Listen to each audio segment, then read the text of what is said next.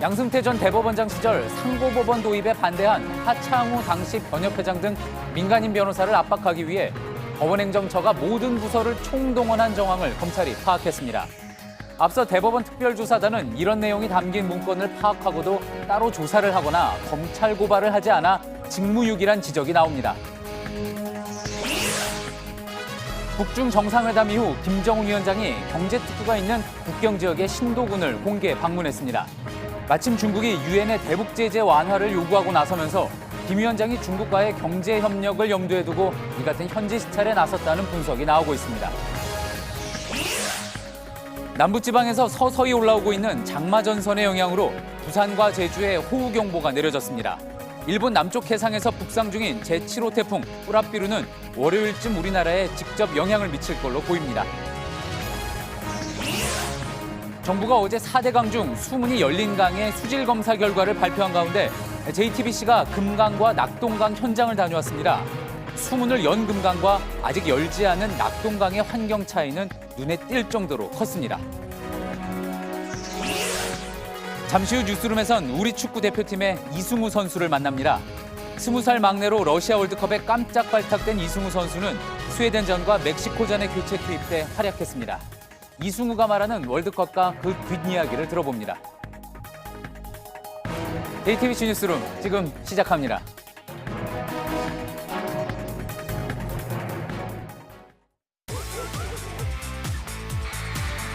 다양한 당신의 이야기가 월드컵을 더 즐겁게 합니다. 양승태 대법원장 시절 상고법원 설치에 반대하던 민간인 변호사의 입을 막기 위해 법원행정처가 준비한 구체적인 방법들이 하나둘 드러나고 있습니다.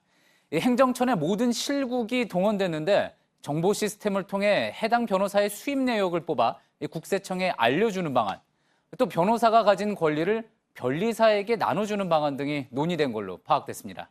한마디로 법원이 변호사들을 손볼 수 있다고 겁을 주려 한 겁니다.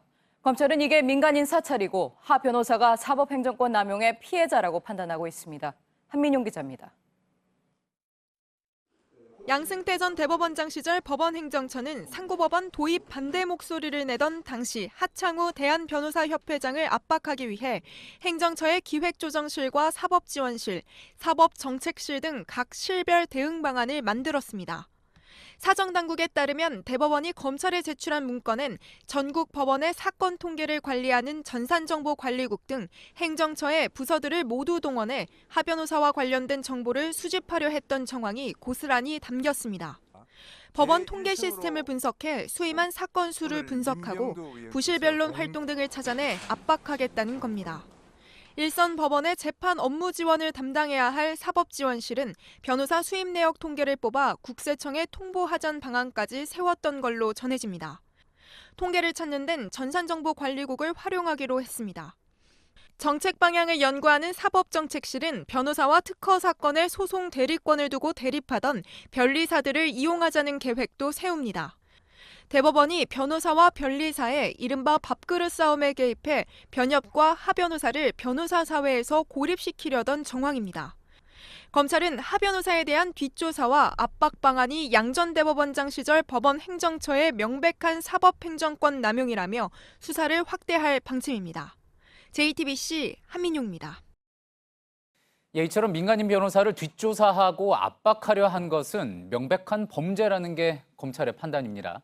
그런데 문제는 이런 정황이 담긴 같은 문건을 대법원 특별조사단이 이미 한 차례 조사를 했었다는 점입니다. 이 내용을 알고도 관련 조사나 고발을 하지 않은 건 직무유기라는 지적이 나옵니다. 김선미 기자입니다. 지난 2월 대법원에서 자체적으로 출범한 사법행정권 남용 의혹 특별조사단이 조사한 410개 문건 목록입니다. 여기엔 양승태 대법원이 하창우 당시 대한변협 회장을 뒷조사하고 대한변협에 압력을 가하려고 시도한 정황이 담긴 문건도 있습니다. 상고법원에 반대했다는 이유로 사법부가 사찰과 공격 방안을 세운 겁니다. 하지만 지난 5월 특별조사단은 조사보고서를 발표하면서 이 같은 내용을 언급하지 않았습니다. 민간인 정보를 수집하고 이를 바탕으로 압박 방안을 담은 보고서를 작성하게 하는 등 불법적 요소가 드러났음에도 조사나 고발도 하지 않은 겁니다. 직무를 성실히 하지 않았다고는 이번에 증명된 거지. 조단의 조사를 전면적으로 믿을 수 없게 만드는, 법원이 정말 스스로 개혁할 의지가 있는지 근본적으로 회의가 드는 그런 조치들이에요. 특별조사단은 범죄 혐의가 뚜렷하지 않아 형사조치를 하지 않겠다고 결론 내렸지만 법조계에선 직권남용이나 개인정보보호법 위반에 해당할 수 있다는 목소리가 나옵니다. 대법원은 특별조사단 조사 범위가 법관 및 재판의 독립에 대한 사법행정권 남용에 한정돼 그 외 내용은 발표하지 않은 것이라고 설명했습니다. JTBC 김선미입니다. 북미에 이어 북중 정상회담까지 마친 김정은 위원장이 첫 공개 행보를 가졌습니다. 장소는 북중 국경이 맞닿아 있는 신도군 경제특구가 속한 곳인데 때마침 중국은 유엔의 대북 제재 완화를 요구하고 나섰습니다. 김 위원장의 행보가 외자 유치에 물꼬를 트기 위한 것 아니겠느냐, 그런 해석이 그래서 나옵니다. 김태영 기자입니다. 김정은 위원장이 북중 접경 지역에 위치한 평안북도 신도군 갈대 종합농장을 찾았다고 오늘 북한 매체가 일제히 보도했습니다. 가래에 의한 화학 섬유 생산을 활성화하자면 신도군을 대규모의 가을 생산 기지답게 잘 꾸리고 가을 재배를 과학화 현대화하여 북미 북중 정상회담 이후 첫 공개 행선지로 신도군을 택한 겁니다. 지리적으로 중국과 맞닿아 있는데 아버지 김정일 국방위원장 시절부터 중국 자본을 끌어들여 경제개발을 추진하려 했던 황금평 경제특구가 속한 곳이기도 합니다. 이 때문에 김 위원장이 대북 제재로 막혀있던 외자 유치에 물꼬를 트기 위해 북중 정상회담 이후 이곳을 방문했다는 해석이 나옵니다. 수행원들 역시 김 위원장이 중국을 방문할 때마다 동행했던 인물들로 채워졌습니다. 특히 김성남 노동당 국제부 제1부부장은 대표적인 중국통입니다. 김 위원장의 이 같은 행보가 알려지기 하루 전인 어제 중국도 대북 제재 완화를 요구하는 성명의 초안을 유엔 안보리에 제출했다는 소식이 전해졌습니다. JTBC 김태영입니다. 폼페이오 미국 국무장관의 방북이 임박했다는 관측 계속 나오고 있습니다. 오늘 일본 NHK는 폼페이오 장관이 곧 북한을 찾는다며 다음 달 6일로 날짜까지 못 박았습니다. 하지만 미 국무부는 일단 출장 일정은 없다고 했습니다. 박상욱 기자가 보도합니다. 미국 국무장관이 다음 달 6일 북한을 방문해 비핵화 조정에 대한 협의에 나선다. 일본 NHK는 30일 미국 정부 소식통을 인용해 폼페이오 장관이 다음 달 6일 평양에 이어 7일 도쿄를 찾는다고 전했습니다. 북미 정상회담 이후 처음으로 북한을 찾는 폼페이오 장관이 비핵화를 위한 구체적인 절차와 기한 등에 대해 협의를 한다는 겁니다. 폼페이오 장관이 당초 이날 예정됐던 스슈마 스와라지 인도 외무장관과의 회담을 취소하면서 이 같은 전망이 나온 것으로 보입니다. 앞서 영국 파이낸셜 타임스도 소식통을 인용해 폼페이오 장관이 다음 주 북한을 방문한다고 보도한 바 있습니다. 이와 관련해 미 국무부는 출장 일정이 없다며 발표할 입장이 없다고 밝혔습니다. 폼페이오 장관은 빠른 시일 안에 협상에 나설 의지가 있지만 방북 시기는 미군 유해 반환 준비 등 북한의 움직임에 달려 있다는 분석입니다. JTBC 박상욱입니다. 폼페이오 장관이 이번에 북한에 간다면 미군 유해 송환 문제와 더불어 동창리 미사일 엔진 실험장을 폐기하는 문제가 주로 논의될 가능성이 있습니다. 이렇게 되면은 주춤했던 한반도 비핵화 시기에도 다시 빠르게 돌아갈 걸로 보입니다. 고석승 기자입니다. 지난해 3월 김정은 위원장이 지켜보는 가운데 신형 고출력 백두산 엔진 실험이 진행됩니다. 요란한 폭음과 함께 대출력 발동기에서 시뻘건 붓줄기가 세차게 뿜어져 나왔습니다. 첫 시험에서 단번에 성공함으로써 8개월 뒤 북한은 화성 15형 대륙간 탄도미사일 발사 시험에 성공했다고 발표합니다. 북한의 주장이 사실이라면 사거리 13,000km로 워싱턴, 뉴욕 등 미 본토 전역을 타격할 수 있게 된 겁니다. 김 위원장은 북미 정상회담 때 동창리 실험장을 폐기하겠다고 트럼프 대통령에게 말한 것으로 알려졌습니다. That North Korea is already destroying a major missile engine testing site.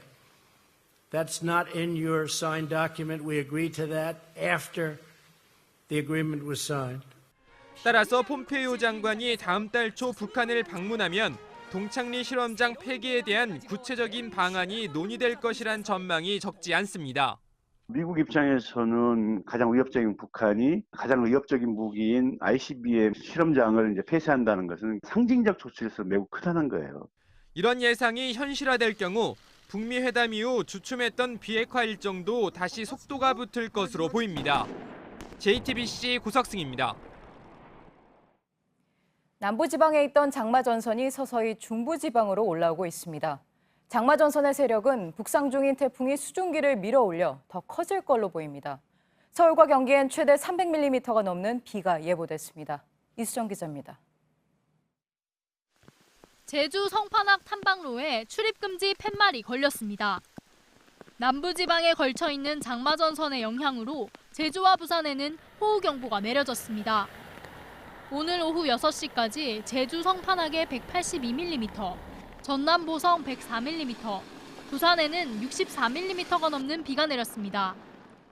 장마전선은 차차 중부지방으로 올라오며 전국에 많은 비를 뿌릴 전망입니다. 월요일까지 전국에 100에서 250mm의 많은 비가 예보됐습니다. 서울과 경기, 강원 영서 중북부에는 최고 300mm 이상, 남해안과 지리산 부근, 제주 산지에는 400mm 이상의 비가 내릴 것으로 보입니다. 장마전선뿐 아니라 제7호 태풍 뿌라삐룬도 강수량을 늘리는 원인입니다. 일본 오키나와 남쪽 해상에서 북상하는 태풍이 한반도 쪽으로 따뜻한 수증기를 불어넣어 장마전선의 세력을 키우기 때문입니다. 네, 태풍은 북태평양 고기압의 가장자리를 따라서 북상해서 이 일경에는 제주 지역과 내륙 일부 지역에 직접 영향을 미칠 것으로 예상됩니다. 기상청은 뿌라삐룬이 3일 새벽쯤 군산 앞바다에서 온대저기압으로 바뀌며 공식 소멸할 것으로 내다봤습니다. 하지만 저기압으로 전환된 뒤에도 강한 바람과 많은 비를 뿌리기 때문에 다음 주 중에도 많은 비가 이어질 전망입니다. JTBC 이수정입니다.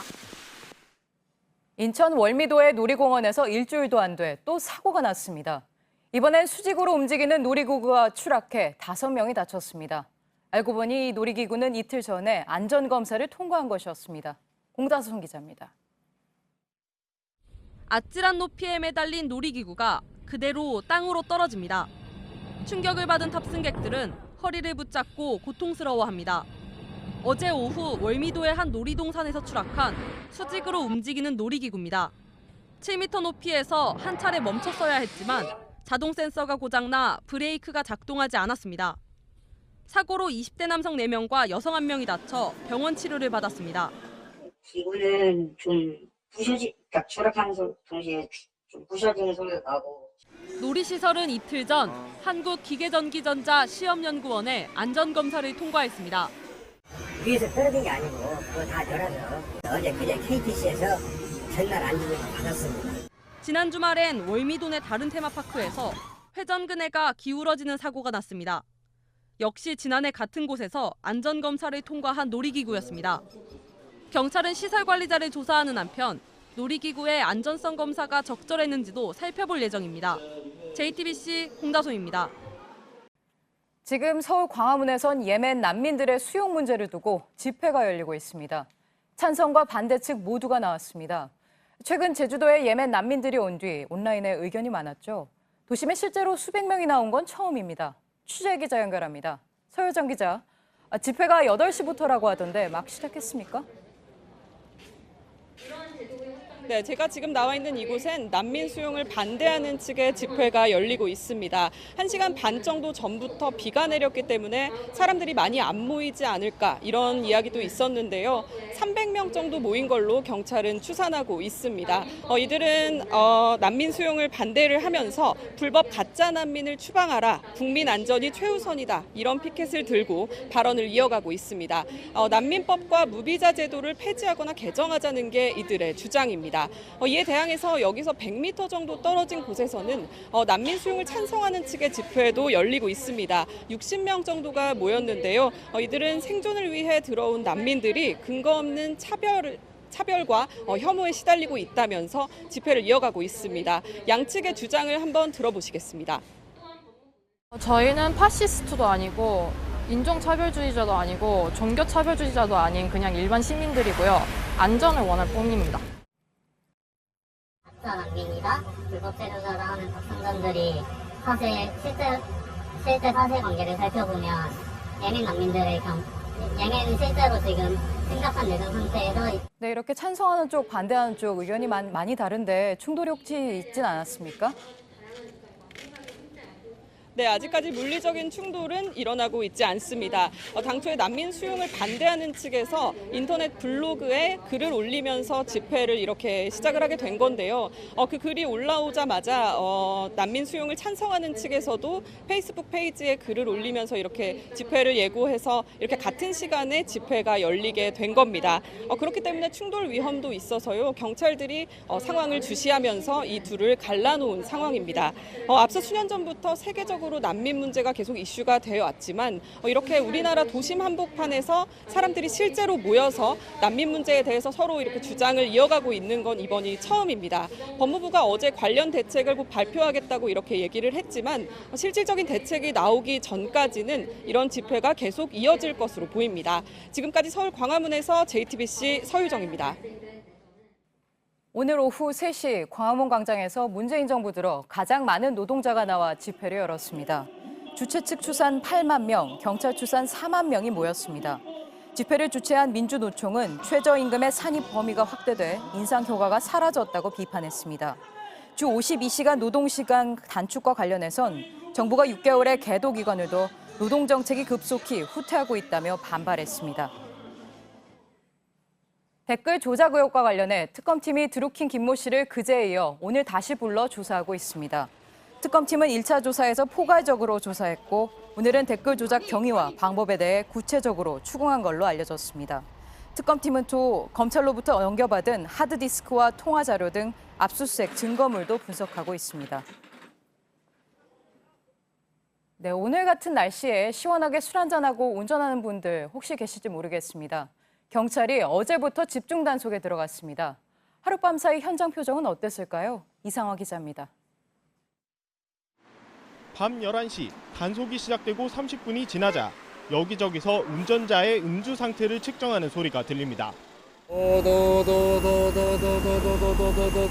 한 여성이 비틀거리며 차에서 내립니다. 약주를 드시면 운전대를 좀 잡으세요. 소주 한 병을 마셨다는 이 여성은 0.144 면허 취소 주십니다. 네. 1년이 지나야 면허를 다시 딸 수 있습니다. 맥주 2잔을 마셨다는 남성이 손에 물병을 들고 내립니다. 물로 입을 여러 번 헹구고 심호흡도 합니다. 결과는 0.052%, 훈방될 수 있는 0.05%를 약간 넘겼습니다. 하지만 이미 2번 적발 기록이 있는 이 남성은 삼진 아웃으로 면허 취소입니다. 지금 이분은 왜 취소되신 거예요? 그게 아니라 3회 이상 해당이 돼가지고. 비슷한 시각 서울 강남구에서도 승강이가 벌어집니다. 내리세요. 빨리 내리세요. 차 움직이지 마세요. 차 움직이지 마세요. 흐느끼며 운전대 잡은 걸 후회하지만 이미 늦었습니다. 어제 단속은 전국적으로 예고됐지만 밤사이 음주운전자 480명이 적발됐습니다. 이들 중 면허 취소에 해당하는 운전자가 246명으로 절반이 넘습니다. 경찰은 다음 달 27일에도 전국 동시 음주 단속을 실시할 예정입니다. JTBC 이상화입니다.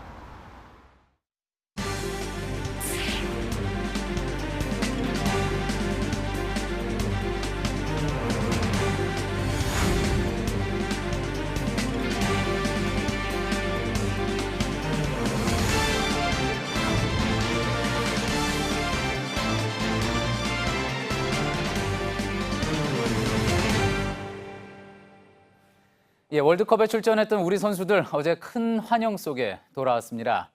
오늘 선수들 중에 그래서 한 분을 모셨는데요. 사실 이번 경기에서 골을 넣거나 막거나 하는 활약은 없었습니다.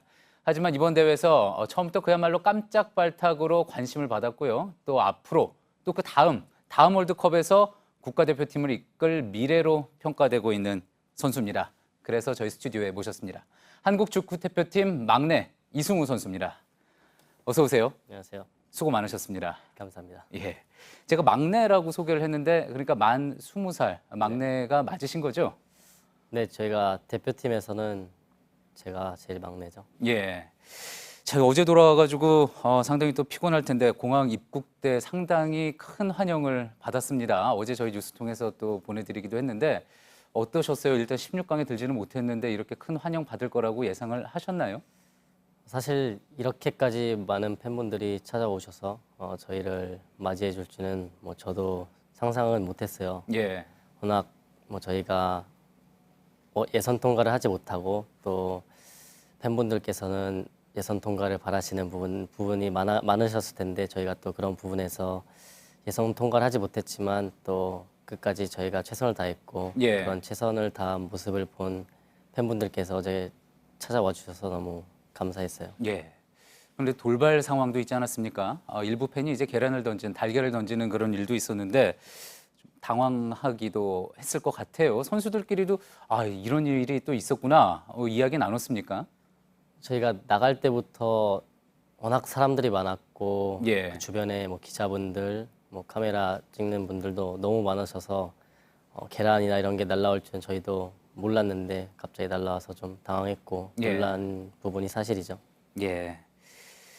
자, 그럼 경기 얘기 좀 해보겠습니다. 짧지만 2경기에서 뛰었습니다. 스웨덴전과 멕시코전에서 둘 다 후반에 교체 투입된 거였죠? 네. 예. 자, 그동안 뭐 20세 이하 선수 뭐 중요한 경기들 많이 뛰기는 했는데 월드컵은 이번이 처음이고요. 어땠습니까? 월드컵을 뛰어보니까 이 월드컵은 진짜 좀 다르구나 뭐 이런 부분도 있었을까요? 월드컵이라는 무대가 제가 어렸을 때부터 축구 선수를 시작하면서 꿈의 무대라고 생각해 왔고 그 예. 꿈을 이루기 위해서 제가 축구를 시작했던 이유이기도 하고 또 그런 목표를 향해서 축구 선수인 이승우가 지금까지 정말 뭐 하루하루 최선을 다하면서 노력한 보람이 있다는 걸 많이 느꼈고요. 예. 또 대한민국 대표팀을 위해 뛴다는 것도 너무나 기뻤고 예. 또 이런 좋은 형들과 좋은 코칭 스태프분들과 같이 함께해서 너무나 기뻤지만 또 저희가 16강에 올라가지 못했기 때문에 한편으로는 너무 아쉬웠기도 했어요. 예. 일단 그 무대에 뛰게 된 걸로만도 기쁘다 또 그렇게 말씀은 하셨는데 등번호가 10번이었단 말이죠. 사실 저도 뭐 이 부분에 대해서는 잘 알지 못했었는데 10번이라는 등번호가 상징하는 바도 크지 않습니까? 메시, 뭐 펠레, 마라도나 다 10번이었고 한국에서도 최용수 선수나 박주영 선수 다 10번 달았다고 들었는데 따로 10번을 신태용 감독이 줬다고 들었습니다. 그 부분에 대해서 좀 부담감 같은 거 느끼지는 않았을까요? 부담감은 저보다는 뭐 제 생각에는 뭐 성룡이 형이나 주호 형, 자철이 형, 뭐 흥민이 형 이런 더 경험 있고 예. 좀 더 나이가 있는 형들이 더 많이 느꼈을 거라 생각을 해요. 저는 아직 또 어리고 또 더 많은 월드컵이 있기 때문에 좀 더 편안하게 부담 가지지 않고 예. 즐기려고 했지만 월드컵이라는 무대에서 즐기기라는 건 좀 쉽지 않더라고요. 예. 원래 본인 성격은 많이 즐기는 스타일 아닙니까? 어떤 경기든지 간에 부담 없이 좀 하고. 저는 최대한 경기장 안에서 많이 즐기고 싶고 또 많이 즐겨야 또 제가 좀 더 잘하는 것 같고 그러다 보니까 제가 즐기려고 더 노력하는 것 같아요. 예. 자, 그런데 일단 스웨덴하고 멕시코전은 출전을 했고요. 또 많은 팬분들이 또 궁금해하는 부분 중에 하나가 독일전 또 나왔으면 좋았을 텐데 독일전 안 나온 것은 좀 의아하다. 또 그런 부분이었습니다. 본인이 내심 서운한 마음도 있지 않았을까 싶기도 하고요. 서운했다기보다는 그 독일전에서는 누가 뛰든 안 뛰든 중요한 게 아니라 저희가 누가 들어가든 그 밖에 있는 선수들 목까지 다 띄워줄 거라고 생각을 했고 예. 저도 마찬가지로 밖에 있던 모든 선수들이 경기장에 들어가고 싶지만 축구는 11명에 또 3명의 교체 선수가 있기 때문에 예. 아무리 뛰고 싶어도 그건 감독님의 권한이기 때문에 뭐 어쩔 수 없는 그런 상황이었던 것 같아요. 신태용 감독이 기용하지 않은 것에 대해서 뭐 따로 설명을 하던가요? 아니요, 뭐 특별히 감독님께서 뭐 저한테 해준 말씀은 없고 워낙 뭐 저희가 경기를 모든 선수들이 정말 열심히 뛰어줬고 또 결과까지 좋게 나와서 예. 뭐 그런 얘기보다는 좀 더 좋은 얘기를 더 많이 했어요. 알겠습니다. 자, 이제 스웨덴전 패배했고요. 또 그리고 멕시코전 패배했고 라커룸에서 이제 다들 펑펑 울었다 그렇게 이야기를 했는데 독일전 끝나고 나서 라커룸 분위기는 조금 달랐겠죠, 아무래도? 그쵸. 지금까지 뭐 길게는 4년 동안 준비한 형들도 있고 뭐 짧게는 뭐 저처럼 한 달, 뭐 이렇게 한 달 반 동안에 준비한 시간이 있었다 보니까 이런 기간 동안에 정도 쌓이고 또 서로 간에 추억도 많이 쌓이다 보니까 그 4년 동안의 기간이 저희가 준비해왔던 게 이제 끝이 남으로써 너무나 아쉬웠고 조금 더 하고 싶었는데 그런 예. 감정이 있다 보니까 모든 선수들이 그렇게 울고 슬퍼하고 예. 힘들어했던 것 같아요. 예, 알겠습니다. 자, 이번 월드컵 뭐 출전 시간 짧았지만 배운 부분도 상당히 많이 있었을 것 같습니다. 손흥민 선수 같은 경우에는 월드컵을 가지고 무서운 무대다 뭐 이렇게 이야기하기도 했고요. 같이 뛰면서 뭐 우리 대표팀 포함해서 또 상대 팀들 포함해서 직접 뛰어서 보면서 저 선수는 참 대단하구나, 참 배울만하구나, 아니면 뭐 저 선수는 예상과는 많이 달랐구나 하는 그런 선수 있었을까요? 뭐 특별히 한 선수는 없었고요. 워낙 저희 조가 뭐 멕시코, 스웨덴, 독일 모든 팀들이 정말 뭐 세계 최고의 팀들이고 정말 좋은 팀들을 상대로 저희가 정말 좋은 경기를 했고 끝까지 최선을 다했기 때문에 특별히 누구 한 선수를 고르기보다는 뭐 저희가 잘 준비한 만큼 저는 예. 저희 선수들이 너무 좋았고 또 형들이 예. 그렇게 끝까지 뛰어주는 모습에 많이 감동을 했고 예. 그랬던 것 같아요. 예, 이제 시간이 다 돼서 마지막 질문 해야 될 것 같습니다. 앞서도 이제 소개를 했지만 이번 월드컵 당연히 마지막이 아니라고 생각하지 않겠습니까? 다음 월드컵 있고요. 또 그 다음 월드컵 있고 그 다음 생각해 볼 수도 있고요. 국가대표 이승우로서 또 앞으로의 다짐 한 말씀 해주시죠. 제가 국가대표에 들어오면 누구보다 더 승부욕이 강해지는 것 같고 어떤 팀이랑 해서 지기도 싫고 클럽 팀에 있는 것보다는 좀 더 다른 느낌인 것 같아요. 예. 대한민국을 대표하는 선수로서 어느 나라에 지기도 싫고 더 나가서 항상 이기고 싶은 마음인데 뭐 축구가 제 마음대로 되진 않는 게 사실이고 예. 하지만 항상 뭐 제가 대표팀에서 뛸 때만큼은 예. 정말 누구보다 최선을 다할 거고 팬분들에게 실망을 주지 않고 좀 더 희망을 주고 저희 대한민국 축구가 항상 발전해서 세계 무대에서 뒤처지지 않게 잘 발전해 나가겠습니다. 예. 마지막으로 짧게 이거 하나 물어보겠습니다. 아직 월드컵 안 끝났습니다. 계속 이제 16강 진행되고 있는데 개인적으로 어떤 팀 응원한다 하는 팀 있습니까? 우루과이? 우루과이요? 네. 예, 왜 그렇습니까? 저랑 같이 뛰던 형이 있는데 같이 예. 있어가지고 우루과이 그 카세레스 선수가 예. 6개월 동안 같이 있었는데 개인적으로 잘해서 좋은 우승까지 했으면 좋겠어요. 알겠습니다. 예, 월드컵 출전한 막내 태극전사 이승우 선수와 함께했습니다. 오늘 감사합니다. 감사합니다.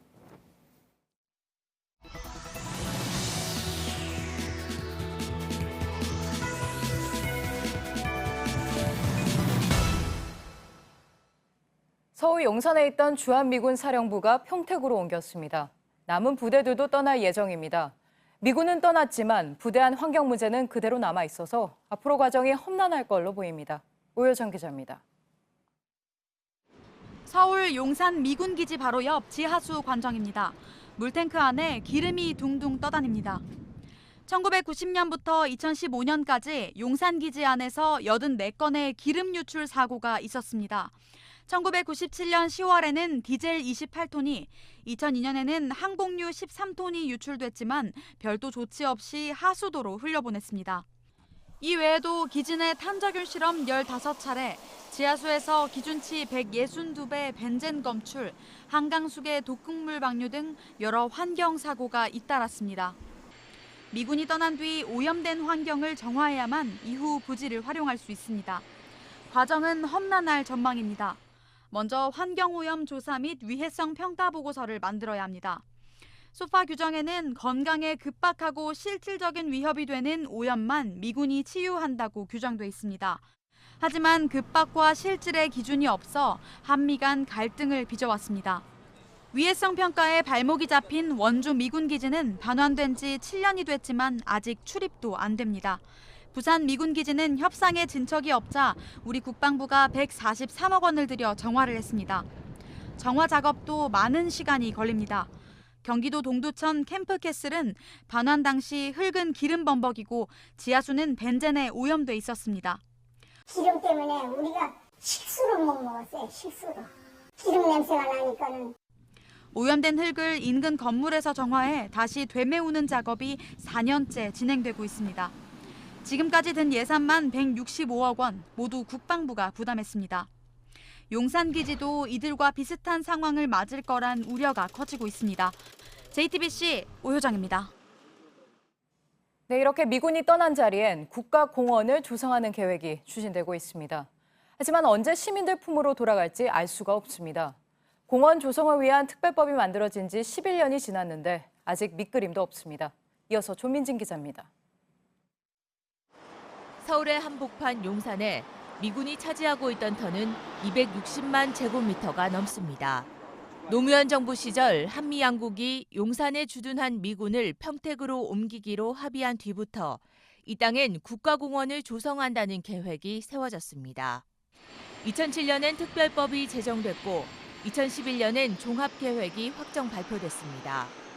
하지만 2014년 용산기지 한가운데 자리한 한미연합사 건물을 미군이 계속 쓰기로 하면서 계획이 상당히 어그러졌습니다. 게다가 2016년엔 기본계획이 전면 철회됐습니다. 8개 관련 부처가 서로 소관 건물을 짓겠다고 나서면서 공원이 누더기가 된다는 비판이 커졌기 때문입니다. 지난 29일 주한미군 사령부가 떠났지만 소규모 부대가 잔류하는 2020년까진 내부 출입도 쉽지 않습니다. 그 후로도 환경오염 조사에 4, 5년쯤 더 걸릴 수 있다는 예상도 나옵니다. 지지부진한 상태가 계속되자 정부는 컨트롤타워를 국토부에서 총리실로 격상해 부처 간 의견 조율에 나서기로 했습니다. 이를 위해 용산공원 조성특별법을 조만간 개정할 계획입니다.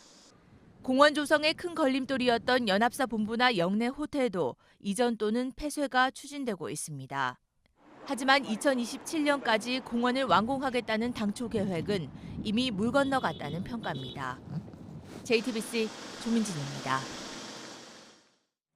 4대강 보를 열고 봤더니 녹조가 줄고 생태계가 살아나고 있다고 정부가 발표했습니다. 취재진이 이 발표에 앞서 4대강 물줄기 곳곳에 가봤습니다. 수문의의 금강과 아직 열지 않은 낙동강은 환경 차이가 컸습니다. 오선민, 연주환 기자가 이어서 보도합니다. 금강 세종보입니다. 4대강 사업으로 닫아놨던 수문을 이렇게 모두 열었습니다. 수문을 연 지 6개월째 변화한 모습을 살펴보겠습니다. 물이 부딪히고 흘러가는 소리가 거셉니다. 정체됐던 물이 흐르면서 변화가 시작됐습니다. 멸종 위기종인 노랑부리 저어새가 돌아왔고 수달 발자국도 보입니다. 크고 작은 모래톱도 다시 생겼습니다. 물이 흐르면서 수위가 4m 정도 낮아졌습니다. 지금은 바닥이 보일 정도로 맑은 물이 흐르고요. 이렇게 금빛 모래가 돌아왔습니다. 강둑엔 갇혀있던 물자국이 남아있습니다. 고인물에 살던 뻘조개도 보입니다. 한때 물이 흐르지 않아 사실상 저수지였다는 걸 보여줍니다. 삽으로 땅을 파보니 썩은 흙 위로 깨끗한 흙이 쌓이기 시작했습니다. 자정작용이라고 하죠. 자연이 햇빛하고 산소가 공급되고 자연 흙이 돼가고 있는 중이고요. 물이 흐르니 변화가 시작됐습니다. 모래하천이던 금강이 조금씩 제 모습을 찾아가고 있습니다. 물이 갇힌 지 5년이 지났습니다. 여전히 수문은 굳게 닫혀 있습니다. 이미 거대한 호수로 변해버린 낙동강은 금강과 달리 간장빛을 띠고 있습니다. 낙동강 물고기 떼는 길을 잃었습니다. 삽을 뜨자 시꺼먼 썩은 흙, 오니가 나옵니다. 사급수 지표종 붉은 실지렁이도 보입니다. 전문가들은 산소 농도가 낮아지면서 오염된 물에서 사는 생명체만 남았다고 말합니다. 죽은 생선 주변엔 이미 녹조 조짐이 보입니다. 낙동강 중류, 강정보와 달성보 사이인 사문진교 아래입니다. 주변에 이렇게 녹색 알갱이들이 펼쳐져 있는데 이것들이 자라서 여름에 녹조가 됩니다. 강정보 상류 근처 물 흐르는 속도가 줄어든 곳엔 오폐수가 고여 있습니다. 물벼룩이 바글거립니다. 경북 경남 지역 식수원인 낙동강에선 발암물질까지 검출됐습니다. 낙동강은 제대로 숨쉬지 못하고 있는 모습입니다. JTBC 연지환입니다. 박정희 전 대통령의 고향인 구미에선 민주당 시장이 처음으로 당선됐습니다. 시장 당선인은 구미에서 추진하던 박정희 전 대통령 사업에 제동을 걸었습니다. 앞으로 경북지사 당선인과 마찰이 불가피해 보입니다. 안재영 기자가 구미에 가봤습니다. 경북 구미는 박정희 전 대통령의 고향입니다. 지금 제 뒤로는 박 전 대통령 유물을 전시할 역사 자료관 건립 공사가 한창 진행 중입니다. 하지만 예정대로 내년에 문을 열 수 있을지 확실하지 않습니다. 장세용 구미시장 당선인이 사업을 재검토해야 한다고 밝혔기 때문입니다. 박정희 대통령과 연관된 이 도시 마케팅이 이제 어느 정도 한계에 도달했다. 부정적인 역사적인 평가 이런 것과 맞물려서 지금 뭐 더 이상은 그것만 가지고 구미가 살아나기는 좀 어렵게 돼 있다. 박정희 로에 위치한 새마을운동 테마공원도 마찬가지입니다. 907억 원의 예산을 투입해 지난해 준공됐지만 보시는 것처럼 아직까지 개관하지 못했습니다. 구미시와 공동으로 사업을 해온 경상북도는 사업 축소는 안 된다는 입장입니다. 자유한국당 소속 이철우 경북지사 당선인은 새마을운동 세계화를 통해서 대한민국과 경북의 브랜드 가치를 높이겠다는 공약을 내세운 바 있습니다. 향후 지자체 간 충돌이 불가피해 보입니다. 구미 시민의 의견은 엇갈립니다. 또 박정희가 한국을 이래 살도록 해놨는데 하던 사업을 중단해서 되나요? 처음부터 하지 말았어야지. 그 돈을 이제 이런 거 짓는 돈이 아니라 약간 정말 경제 살리는 쪽으로 그런 쪽에 이용했으면 좋겠어요. JTBC 안지현입니다. 헬조선, N포세대, 흑수저. 요즘 젊은이들이 자조처럼 하는 말들이죠. 최악의 취업난 속에 지친 청년들은 실제 많은 걸 포기하고 있습니다. 청년들은 삶의 마지막을 보고 힘을 다시 내려고 영정사진을 찍기도 합니다. 김민광 기자가 만났습니다.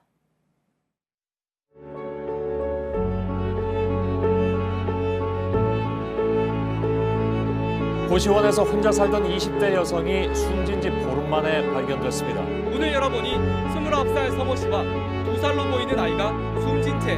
올해 박사 학위를 취득한 사람 가운데 1,500명이 취업을 하지 못하고 아직 죽음을 생각하기엔 어울리지 않는 얼굴입니다. 영정사진을 남기기 위해 온 자리. 마지막 말을 종이에 적고 카메라 앞에 앉습니다. 가장 먼저 떠오르는 건 가족입니다. 엄마 아빠죠. 엄마 아빠. 고된 학업과 취업난, 경쟁에서 이겨야 한다는 강박에 가장 소중한 가족을 잊고 살았습니다. 영정사진을 찍으러 오고서야 그동안 미안했던 일들이 떠오릅니다. 너무 고맙고 내가 그만큼 못해줘서 미안해. 치솟는 물가와 집값, 그리고 취업난. 20, 30대 젊은이들은 스스로를 돌볼 여유조차 잃은 지 오래입니다. 청년들은 일찍 지쳤고 꿈, 열정, 연애 등 많은 걸 쉽게 포기했습니다. 하지만 비관하고 분노할 수만은 없었습니다. 스스로를 위로하고 다시 힘을 내려는 청년들이 영정사진 찍기를 시작했습니다. 삶의 마지막과 마주한 뒤 살아갈 힘을 얻으려는 겁니다. 아, 나 열심히 살았구나. 나 고생했다. 열심히 살은 거 안다. 열심히 살았던 거 알아. 영정사진을 찍으면서 그동안 이해하지 못했던 앞선 세대의 아픔도 다시 생각했습니다. 아빠다 보니까 너무 다 짊어지고 있는 느낌이잖아요. 근데 사실은 그게 아니었는데 힘들고 팍팍한 삶이지만 그래도 포기하지 않겠다 다짐합니다. 너무 일어나지도 않은 일 가지고 너무 걱정하지 말고 현재에 잘 충실하면서 그렇게 살아가라. JTBC 김민관입니다.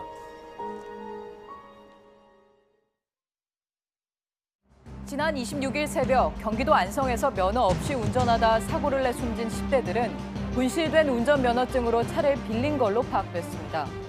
렌터카 계약서에 면허증 소유자로 나온 20대 남성은 경찰 조사에서 올해 초 지갑을 잃어버린 뒤 분실 신고를 하지 않았다고 했습니다. 전남 광양의 국가산업단지 내 철강 공장에서 포스코 협력업체 직원 38살 김모 씨가 3톤 크레인에 끼어 숨졌습니다. 김 씨는 오늘 오전 7시 50분쯤 크레인에 쇳가루가 끼어 움직이지 않자 이를 빼내려다 사고를 당했고 경찰은 현재 사고 경위를 조사하고 있습니다. 양산 통도사와 영주 부석사, 안동 봉정사 등 1000년 넘게 불교 문화를 계승하고 지킨 우리 사찰 7곳이 세계문화유산으로 등재됐습니다. 유네스코 세계유산위원회가 이렇게 결정함에 따라 우리나라는 모두 13개의 세계문화유산을 보유하게 됐습니다.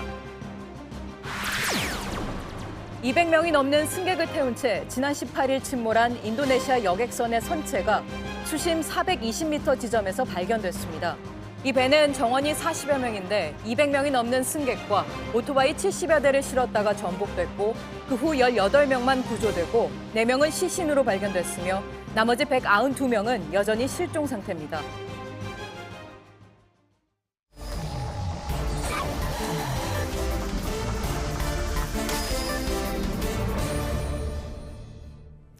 예, 비하인드 뉴스 정치부 안지연 기자가 나와 있습니다. 안 기자 조금 전 리포트에서 이제 구미도 다녀오고 많이 바빴겠습니다. 네, 아닙니다. 첫 번째 키워드부터 볼까요? 네, 첫 번째 키워드 청 떠나는 탁입니다. 예, 탁현민 청와대 의전비서관실 선임 행정관 이야기군요. 네, 맞습니다. 탁현민 행정관 오늘 JTBC 기자를 포함해서 일부 언론에 문자를 보내서 자신이 사의를 표명해왔음을 알려왔습니다. 이 제법 긴 문자였는데요. 내용을 한번 보시면 애초에 6개월만 약속하고 들어왔던 터라 예정보다 더 오래 있었다고 생각했다. 이제 정말로 나가도 될 때가 된 것 같다. 이렇게 돼 있습니다. 앞서 어제는 페이스북에 사태를 암시하는 글을 올리기도 했었는데요. 이 망망대해 사진과 함께 보시는 것처럼 맞지도 않는 옷을 너무 오래 입었고 편치하는 길을 너무 많이 걸었다. 이렇게 쓰기도 했습니다. 예, 어제 썼습니다. 탁 행정관이 페이스북에 글을 올리면서 이제 기자들이 저게 사퇴하겠다는 이야기인 거냐 그러면서 청와대 기자들이 확인 요청하기도 했었고요. 저희도 이 부분에 대해서 계속 예의주시를 하고 있었는데 청와대는 일단 부인했었습니다. 사표 제출한 거 아니고 제출 의사도 아직 밝힌 적이 없다 이렇게 부인을 했었어요. 네, 맞습니다. 춘추 관장이 그렇게 말을 했었는데요. 이에 대해서도 탁 행정관이 오늘 표현을 했습니다. 어제 청와대 관계자의 말은 사직 의사가 수리되지 않았다 정도로 이해해주면 될 것 같다 이렇게 설명하기도 했습니다. 그렇군요. 역대 뭐 청와대에서 이렇게 주목받은 행정관 많지 않은 것 같습니다. 물론 뭐 이제 청와대를 나와서 뭐 지금 뭐 범죄 혐의 때문에 화제가 된 경우는 뭐 종종 있기는 했지만서도요. 그만큼 이제 지지층의 응원도 있었는데 탁 행정관을 향한 비판도 또 많지 않았습니까? 네, 그렇습니다. 자신이 10여 년 전에 쓴 저서 때문에 비난을 받아왔었는데요. 해당 저서에서 여성 비하뿐만 아니라 왜곡된 성의식을 드러냈다는 논란이 벌어지면서 이 문재인 정부 출범 초기부터 사퇴 압박을 받았습니다. 하지만 오늘 탁 행정관이 밝힌 사퇴 이유에서는 이런 내용을 구체적으로 언급하지는 않았고요. 예. 탁 행정관이 공개적으로 언급한 사유는 평양 공연 이후에는 사퇴 의사를 밝혀왔으나 비서실장이 이를 반려해왔고 또 이 밖에는 공직선거법 위반 혐의로 탁 행정관이 70만 원형의 벌금형을 선고받은 적이 있었는데요. 예. 이 부분을 언급하면서 이 사표를 결심하게 된 이유가 됐다 이렇게 설명하기도 했습니다. 그리고 또 조선일보였나요? 일부 언론에서는 이제 의전비서관으로 발탁되지 않았는데 그에 대한 불만으로 사의를 결심한 것 아니냐 뭐 이런 취지로 의문 제기하기도 했던 것 같습니다. 네, 이른바 갈등설이 제기되기도 했었는데요. 이에 대해서도 탁 행정관이 오늘 입장을 밝혔습니다. 이 김종철 의전 비서관과의 갈등설을 일축하면서 이 김종철 비서관은 자신이 유일하게 형이라고 부르는 사이다. 해당 보도에 대해서는 이 신박한 해석에 감탄하지 않을 수 없다. 이렇게 언급하기도 했습니다. 예, 적극적으로 부인을 한 거군요. 알겠습니다. 다음 키워드 볼까요? 네, 다음 키워드는 이 파란 양복 위원장입니다. 예, 상당히 튀는 색깔인데 자유한국당 안상수 비대위 준비위원장 모습인 거죠? 네, 맞습니다. 안상수 위원장이 최근 즐겨 입는 양복입니다. 이 어디서도 보기 힘든 색인데요. 이 색을 어떻게 명명해야 될지 힘들 정도인데 이 멀리서도 눈에 확 띄는 형광빛이 감도는 총천연 파란색입니다. 예, 표현에 고심을 한 적이 보이는군요. 네. 안 의원은 지방선거 패배 후 대국민 사과를 위해 모인 이 비상의총 자리에도 바로 이 양복을 입고 왔었습니다. 당시 김성태 대표 권한대행이 하루 전날 이 대국민 사과를 위해서 모인 자리만큼 이 노타의 흰 셔츠로 드레스 코드를 통일하자 이렇게 문자로 안내도 한 적이 있었는데 안 의원은 그 당시에도 이 파란색 양복을 입고 왔었습니다. 지금 화면에도 나오고 있지만 여러 의원들이 있는 와중에서도 안 의원 어디 있는지 한눈에 볼 수가 있군요. 네. 자, 그런데 왜 이런 양복을 입는 거라고 합니까? 네, 그래서 오늘 안 의원에게 직접 전화를 걸어서 물어봤습니다. 그랬더니 안 의원이 밝힌 이 복장을 입는 이유는 이 정치권이 틀을 좀 깨고 바꾸자 이런 의미도 있고 이 침체된 자유한국당이 발랄하고 명랑하게 가자 이런 의도도 있었다고 합니다. 또 이 양복을 대체 어디서 샀느냐도 좀 물어봤는데 옷은 기성복은 물론 아니었고요. 지인이 만든 맞춤 정장으로 모두 수출용이라서 국내에서는 구입할 수 없는 양복이라고 합니다. 굳이 사려는 소비자가 과연 많을까 싶기도 한데요. 자, 지금 보면은 많은 다른 사례들도 떠오릅니다. 튀는 의상으로 주목받았던 정치인들이 안 의원 말고도 그동안 많이 있었죠. 네, 유시민 작가 떠올리실 텐데요. 2003년에 국회에 입성한 바 있습니다. 당시 본회의장에서 의원 선서를 하기 위해서 들어왔는데 보시는 것처럼 이렇게 베이지색 면바지를 입고 등장했습니다. 유명한 장면이죠. 네, 맞습니다. 이에 대해서 다른 의원들이 반발하면서 이 퇴장까지 하면서 결국 다음 날 보시는 것처럼 이렇게 양복을 입고 와서야 선서를 할 수 있었습니다. 당시 유시민 의원은 이런 옷을 입은 거에 대해서 국회는 일하는 곳이고 그렇기 때문에 일터에서 편한 옷을 입은 것뿐이다 이렇게 설명하기도 했는데요. 당시 이른바 일명 백바지로 불리는 것은 기득권을 가진 국회에 저항하는 신흥 정치 세력을 상징하는 것으로 되기도 했습니다. 유행했던 단어가 되기도 했었죠. 백바지라는 단어. 또 많은 시청자분들이 강기갑 의원의 두루마기 차림 또 기억하실 겁니다. 네, 맞습니다. 18대 당시 민주노동당 소속의 의원이었는데요. 자신이 농민 대표임을 알리기 위해서 이처럼 두루마기 한복에 고무신 차림으로 의정 활동을 하기도 했습니다. 어쨌든 안상수 의원의 파란 의상, 형광빛이 감도는 총천연 파란색 의상, 국회의 튀는 의상 리스트에 하나 더 추가될 것 같군요. 비하인드 뉴스 안지영 기자였습니다. 장마 전선의 영향으로 내일 전국에 많은 비가 오겠습니다. 서울 등 중부지방엔 150mm, 남해안과 제주도엔 최대 400mm가 넘는 비가 올 걸로 예상됩니다. 태풍은 모레부터 한반도에 영향을 줄 전망입니다. JTBC 뉴스룸, 저희가 준비한 소식은 여기까지입니다. 시청해주신 여러분 고맙습니다.